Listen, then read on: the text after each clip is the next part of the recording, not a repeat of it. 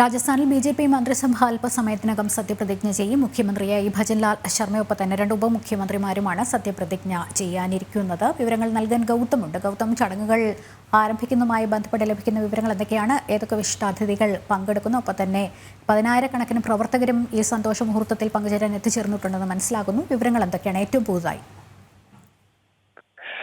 ലക്ഷ്മി, അല്പസമയത്തിനകം തന്നെ രാജസ്ഥാനിൽ ബി.ജെ.പി സർക്കാർ സത്യപ്രതിജ്ഞ ചെയ്ത് അധികാരമേൽക്കും. പ്രധാനമന്ത്രി നരേന്ദ്രമോദി വേദിയിലേക്ക് എത്തുകയാണ്.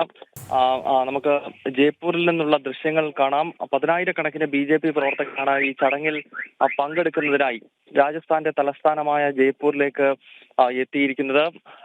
മുഖ്യമന്ത്രിയും രണ്ട് ഉപമുഖ്യമന്ത്രിമാരും സത്യപ്രതിജ്ഞ ചെയ്യുന്നു. ഭജൻലാൽ ശർമ്മ അദ്ദേഹം ആദ്യമായി നിയമസഭയിലേക്ക് എത്തുകയാണ്. അദ്ദേഹമാണ് രാജസ്ഥാനിനെ ഇനിയും നയിക്കാൻ പോകുന്നത്. ഒപ്പം രണ്ട് ഉപമുഖ്യമന്ത്രിമാരുണ്ട്. വനിതാ പ്രാതിനിധ്യം കൂടി ഉറപ്പുവരുത്തിക്കൊണ്ട് ദിയ കുമാരിയും ഒപ്പം ദളിത് പിന്നോക്ക വിഭാഗങ്ങളിൽ നിന്നുള്ള പ്രേമാനന്ദ് ഭൈരവ എന്നീ രണ്ട് ഉപമുഖ്യമന്ത്രിമാർ കൂടി മുഖ്യമന്ത്രിക്കൊപ്പം സത്യപ്രതിജ്ഞ ചെയ്യും. ഗവർണർ കൽരാജ് മിശ്രയാണ് സത്യവാചകം ചൊല്ലിക്കൊടുക്കുക. ബി.ജെ.പിയെ സംബന്ധിച്ചിടത്തോളം ജയ്പൂരിൽ നിന്നുള്ള തത്സമയമാണ് പ്രേക്ഷകർ കണ്ടുകൊണ്ടിരിക്കുന്നത്. അല്പസമയത്തിനകം സത്യപ്രതിജ്ഞാ ചടങ്ങുകൾ ആരംഭിക്കും. ഗൗതമാണ് വിവരങ്ങൾ നൽകിക്കൊണ്ടിരുന്നത്.